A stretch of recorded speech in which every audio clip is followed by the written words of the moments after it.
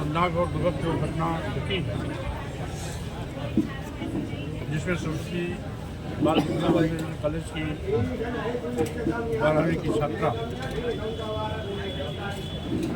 प्रिया मौर्य की संदिग्ध हालत में मौत हुई है।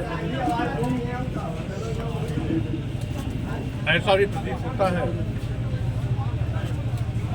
कि विद्यालय स्टाफ ने ही उसको छत से फेंका, जिससे उसकी मौत हुई। क्योंकि जिस ड्राइवर ने इस बेटी के साथ बदसलूकी और छेड़खानी की, तब संबंधित सूचना प्रिंसिपल को दी गई। प्रिंसिपल ने ड्राइवर के खिलाफ अनुशासनात्मक कार्रवाई करने के बजाय इस लड़की को ही धूप में बाहर खड़ा किया। उसके बाद उसकी पिटाई की और स्वाभाविक रूप से जब पीड़िता के साथ न्याय देने वाला भी अन्याय करने पर उतारू हो गया, तो क्षुब्ध होकर के वो भी जान दे सकती है। और ये भी हो सकता है कि विद्यालय प्रशासन जब इस निचले पायदान तक गिर सकता है कि ड्राइवर और प्रिंसिपल मिलकर के इस मामले को गंभीरता से न लेकर के इसको बहुत हल्के में लिया। उनको ये बुरा लगा कि एक पिछड़े समाज की लड़की मुझसे शिकायत कैसे करती, उसकी शिकायत करने की हिम्मत कैसे पड़ गई। इस बदले की भावना से उसे छत से फेंकवाने का भी घृणित कार्य कर सकते हैं। क्योंकि विद्यालय में, हर विद्यालय में ज़्यादातर कैमरे लगे होते हैं। अगर छत से कूदी तो कैमरे में कहीं न कहीं वो दृश्य आना चाहिए।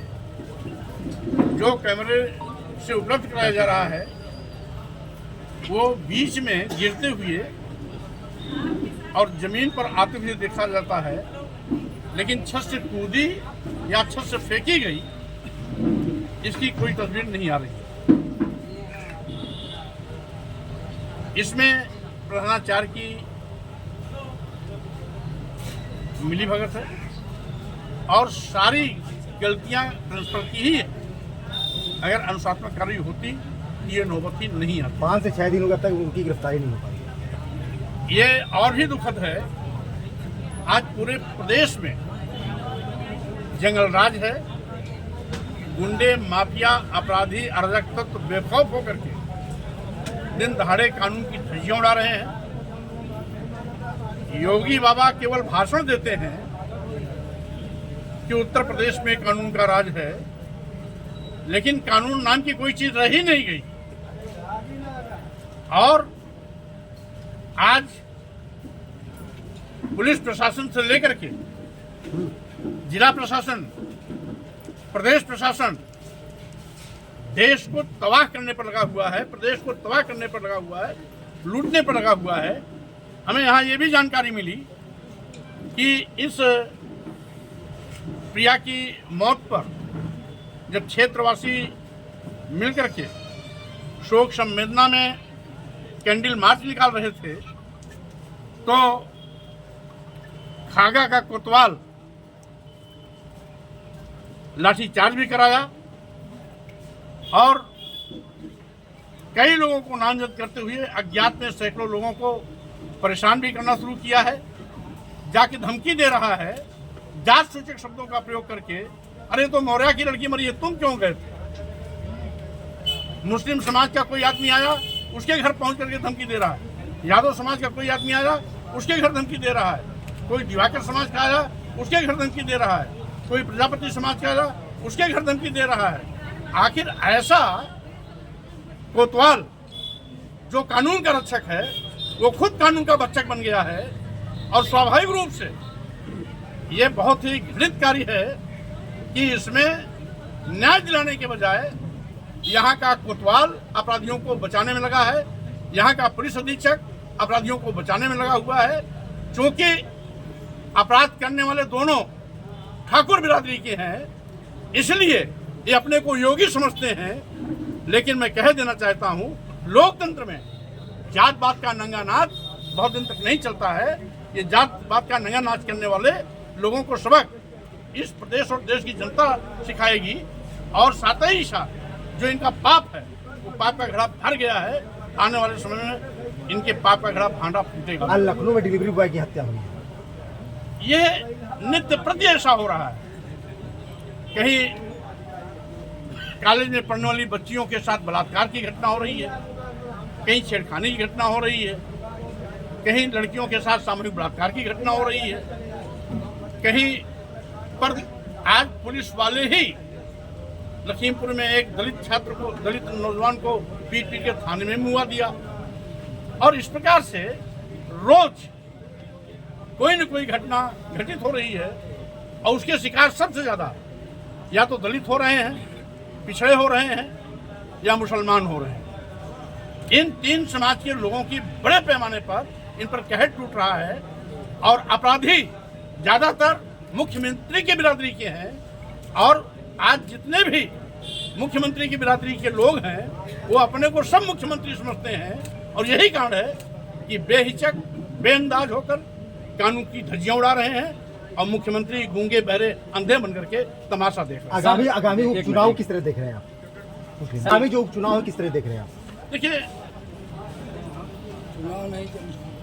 चुनाव तो इस मामले से हट करके है। आज ये मामला चूंकि बहुत गंभीर है, हम इसमें शोक संवेदना व्यक्त करने आए हैं। हम चुनावी चर्चा तो बाद में ही कर लेंगे। एक सवाल है। हाँ, अयोध्या गैंगरेप मामले में नाहिद खान का डीएनए मैच नहीं, उसके मौके पर अजीत खान का मैच हो गया। आज एक नई रिपोर्ट है, नया मोड़ है, कैसे देखेंगे? देखिए, चूंकि होता ये है कि मुख्यमंत्री जी और उनका पूरा शासन प्रशासन वाहवाही लूटने के लिए हर काम जल्दी जल्दी करता है।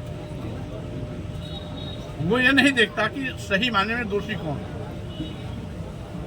अगर वो झूठ करके भी किसी ने कह दिया, किसी दलित समाज के नौजवान पर आरोप लगा दिया, किसी पिछड़े समाज पे आरोप लगा दिया, किसी मुस्लिम समाज पे झूठे भी आरोप लगा दिया, तो सबसे पहले उसकी गिरफ्तारी होगी, बुलडोजर चलेगा, कार्रवाई होगी, तब जांच होगी।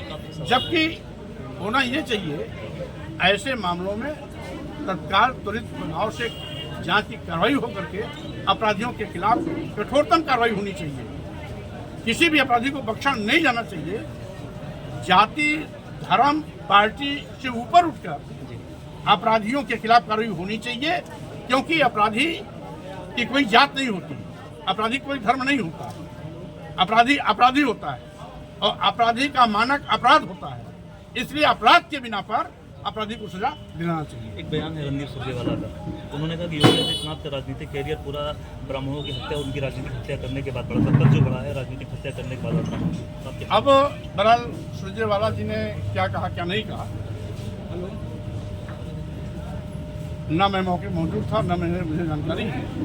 हाँ, इतना जरूर है कि आज योगी के शासन में पूरा प्रदेश गुंडा राज की भीड़ चढ़ गया।